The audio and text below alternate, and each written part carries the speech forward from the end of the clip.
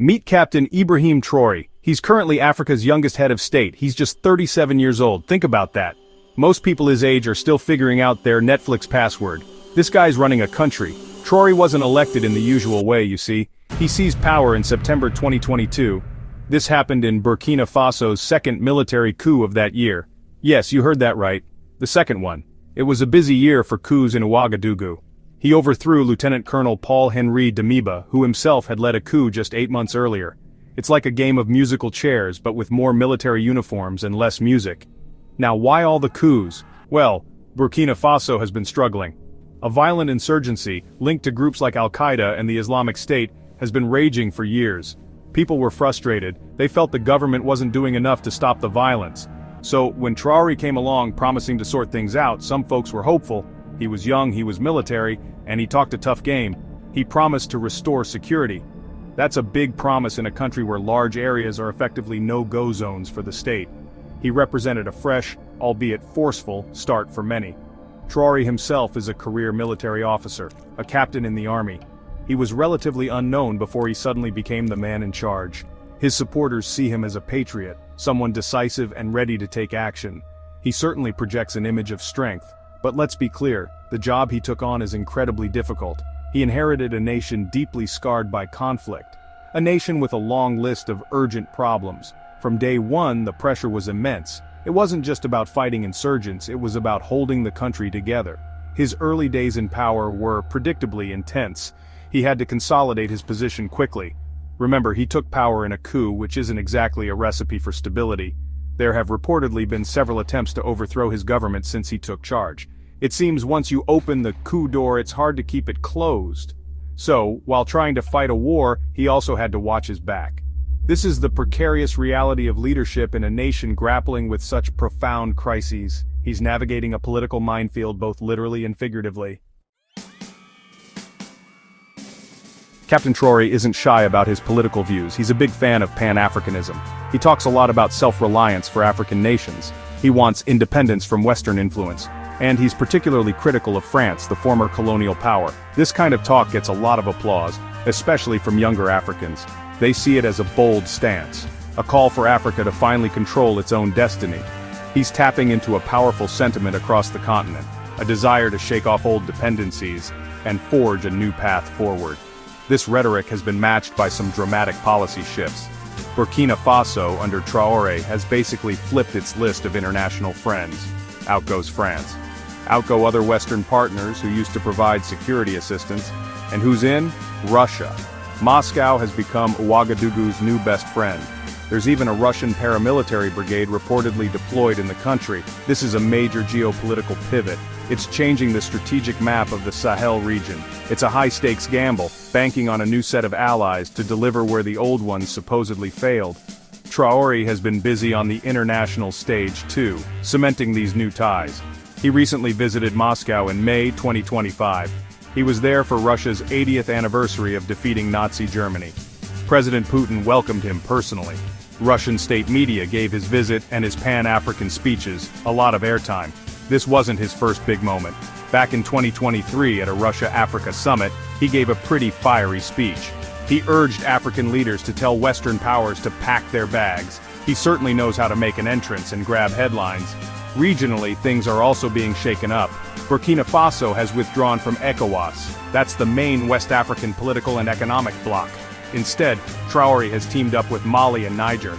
Both of those countries are also run by military juntas. Together, they've formed the Alliance of Sahel States. This new alliance has even imposed tariffs on goods coming from ECOWAS countries. It's like they're creating their own club, with its own rules. French President Emmanuel Macron, for one, isn't impressed. He's openly criticized Traoré's embrace of Russia and China. The diplomatic waters are definitely choppy.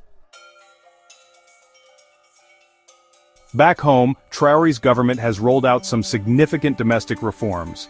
Many of these have a distinct left-wing flavor. For instance, they've established a state-owned mining company. They're also building a national gold refinery. The idea is to keep more of the country's mineral wealth within Burkina Faso. They've even stopped the export of unrefined gold to Europe. It's all about taking control of national resources. This is a popular move for many who feel the country's riches have benefited outsiders for too long. It's a bold attempt to rewrite the economic script. Foreign mining companies are feeling the squeeze. They now have to give a 15% stake in their operations to the state. They're also required to transfer skills to local workers. Some gold mines have been outright nationalized. And forget about running to the IMF or World Bank for help. Traoré has rejected assistance from these international financial institutions. He's pushing a message of self-reliance. He wants Burkina Faso to stand on its own feet, using its own resources. It's a vision of economic sovereignty that resonates with his supporters. It's not just about mining. There have been other social and governance changes. The government reversed salary increases for its own officials. That's one way to show you're serious about austerity. They've set up a national support center for artisanal cotton processing. This aims to boost a key agricultural sector. There are also ambitious infrastructure projects in the works. Think a new airport and significant investments in agriculture. These are all part of a vision to transform the country from the ground up. Big plans, big ambitions. But here's the tough part. Despite all these efforts and promises, the security situation has actually gotten worse. Much worse. Since Traoré took power, deaths from conflict have skyrocketed. We're talking over 7,200 people in the last year alone. That's a shocking number. More than 60% of the country is reportedly outside government control. Over 2 million people are internally displaced. Millions more need humanitarian aid. The Islamist insurgency that Traoré promised to crush is still raging. It's a brutal reminder that good intentions and bold reforms don't always translate into immediate peace and stability. So, what do people think of Captain Traoré? Well, he's surprisingly popular, especially among young Africans, both in Burkina Faso and in the diaspora. They like his youth, they like his anti-Western talk, they like his calls for self-reliance. Some even compare him to Thomas Sankara, a former revolutionary leader of Burkina Faso, who is still a hero to many. Traoré also has a strong social media game. There are even reports of AI-generated videos showing celebrities praising him. It's a modern approach to building a political image. This popularity isn't just online. There have been large support rallies for him in Burkina Faso, even in places like London. And it's not just emotion. Afrobarometer, a respected polling organization, found that nearly 2/3 of Burkinabés support military intervention when leaders abuse power. And 66% now say they accept military rule. That's a big jump from 24% back in 2012.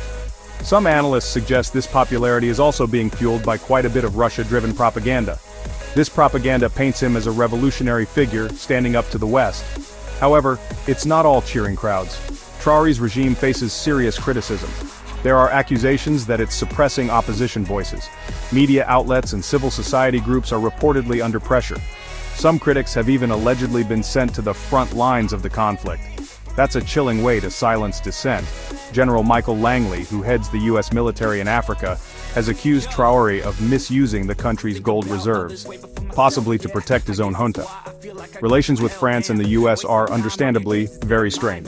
There have even been allegations of U.S.-linked coup plots. So, what's next for Captain Traoré and Burkina Faso?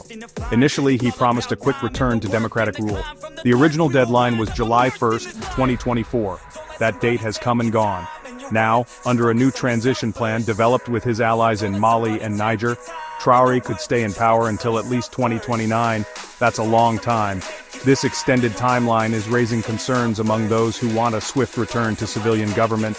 His actions in the coming years will have a massive impact, not just on Burkina Faso's future stability and democracy, but potentially on the entire volatile Sahel region. The story is far from over.